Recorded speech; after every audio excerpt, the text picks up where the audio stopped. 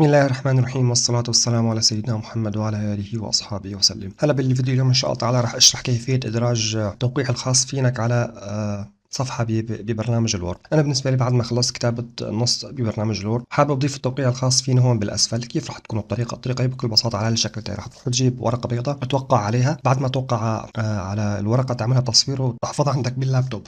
أنا بالنسبة لي وقعت التوقيع الخاص فيني على هاي الورقة البيضاء وحفظتها عندي على اللابتوب. هلا بدي أضيف هاي التوقيع على الملف الوورد الخاص فيني.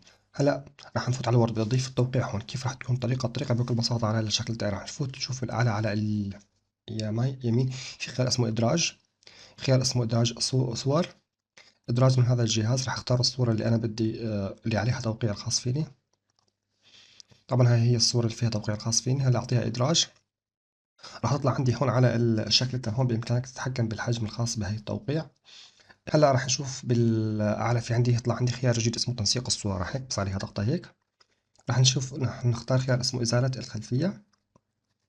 راح تحول عندك التوقيع على الشكل التالي. راح نشوف في خيار اسمه وضع علامة على المناطق الواجب حفظها. راح نكبس عليها ضغطة هيك. بعدها نقرب القلم ونحدد على التوقيع على أي مكان بالتوقيع اللي بدي احتفظ فيه. هي راح أحدد على التوقيع الخاص فيني. هيك حددته.